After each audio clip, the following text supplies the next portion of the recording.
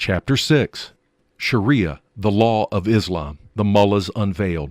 Was it ever stated that the purpose of the revolution was a religious one, and one that would empower the Ayatollah Khomeini with authority to apply Sharia law in Iran? Never. The intention was supposedly a socio-political revolution that would ensure the equal and just distribution of wealth among Iranians by the vote of the people. Why would a righteous Islamic leader change his mind and betray his nation? He did it, obviously, to gratify his lust for power, even at the cost of his fellow Muslims and countrymen, aligning himself with the political philosophy of Islam. Khomeini's manipulations were so subtle and clever that it never occurred to the people that he was deceiving them, and the enforcement of Sharia established his absolute supremacy over every individual and power in Iran. Even the elected president could not exercise his own power without the supreme leader's approval. The default on Khomeini's promises was the beginning of unlimited persecution and bloodshed in Iran. His companion mullahs in power killed even their own children, relatives, and friends who criticized them. The Ayatollah Shari'a Madari, who had millions of followers and had rescued the Ayatollah Khomeini from the death penalty in 1963 under the rule of the Shah, was imprisoned by the Ayatollah Khomeini himself. Under his supremacy, his own grandson was taken into prison, and his own son died mysteriously. Great scholars and revolutionaries were humiliated, tortured, and murdered. Before the revolution, we encouraged people to join the revolutionaries for a better Iran. We promised them that our situation would be far better than it had been under the Shah, but now we were embarrassed because of the Ayatollah Khomeini's betrayal, since we had encouraged people to follow him for a democratic Iran. The freedom and opportunities under the Shah were not ideal, but they were far more humane to what the Ayatollah Khomeini was offering to people. Also, we as committed Muslims had wanted to unite our nation for the destruction of Israel and her ally America, but we never wished to humiliate our own fellow citizens and create disunity.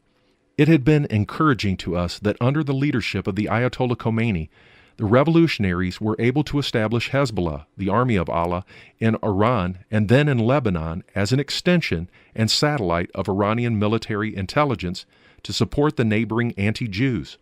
Now, we worried that the internal disunity would hold us back in both our national and international goals. We never knew that the mullahs would start with pro-democratic attitudes but demand absolute allegiance in the name of Islam later. We just did not see it coming. We did not know that they would hate Iranian culture and would enforce ancient Saudi Arabian culture to dominate the lives of Iranians.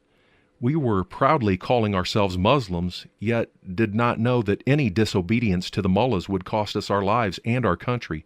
It never even entered our minds that the mullahs would slaughter even their own children for the sake of removing opposition. The mullahs knew that in the long run, they would not be able to lead Iranians for their cause because Iranians were rational people who loved democracy. Therefore, they did whatever it took to gain control over the country's weapons, wealth, business, and every other thing to permanently silence any opposition. Their irrational thoughts and disorderly actions created economic chaos, and the gap between rich and poor became wider and wider. They ignored the desperate need of the nation, but invested billions of dollars for the sake of terrorism via Syria in order to strengthen anti-Israeli militias in Lebanon and Palestine. The poor were quickly forgotten. The mullahs who had once spoken harshly against a luxurious lifestyle now admired it. Though poverty prevailed everywhere in the country, the mullahs became rich and lascivious. They were blaming the people for their poverty, saying that a person would not be poor if he or she obeyed the Ayatollah Khomeini wholeheartedly. I remember the day the Ayatollah Shabastari, a close companion of the Ayatollah Khomeini, visited a northern city in Iran and passed through our city. The local mullah in power asked him to make a short stop in our city so the Ayatollah Khomeini's zealous followers could send their greeting to him via his close friend. He stopped in the biggest mosque in town. Both the men's and women's sections of the mosque were packed full. Among many other questions, one particular question was directed to him by a young mother. She was crying and said to him that her family did not have enough food, and therefore she was weak and unable to produce milk for her newborn baby. She also did not have money to buy powdered milk to feed her baby. To the astonishment of all, he raised his voice loudly and repeated the saying, "We have the Ayatollah Khomeini as our leader in this country. That means we are rich." This was the response to a young mother who was worrying about her child and pouring out her tears for the hunger threatening the life of her new baby. The mullahs' contempt for people was obvious in every aspect of life. Some of them raped younger girls and boys who were sent to them to learn the Quran. A day did not go by that a mullah did not rape a child.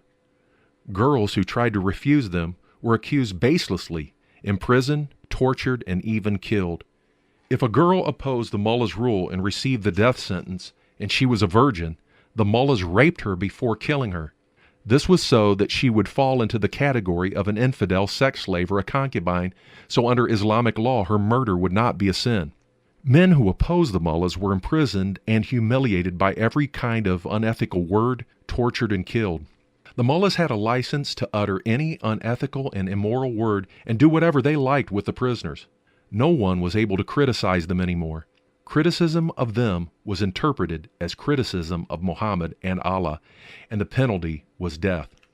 One mullah, the Ayatollah Hassani, who was also a judge, killed his own 2 sons because they opposed the Ayatollah Khomeini. I decided to leave Tehran and go to my hometown where there was no political or religious tension yet. I thought that away from Tehran I could perhaps do something for my nation and stay faithful to our promises to the people. I could serve and encourage them so together we could raise our country to democracy and to a better future. I needed to focus more on serving people than involving myself in a struggle for power. I also wanted to prove that as a member of the revolution, I could be true to my promises. I was also ready to speak out against the tensions and discrimination imposed by the mullahs in Tehran if I was asked. I began my ministry by teaching younger people that the communist belief of our northern neighbor, Russia, was baseless compared to religious philosophy that believed in God and the creation. I believe this would encourage them to stand against the spread of communism and Russian influence in Iran and attach themselves strongly to Islam.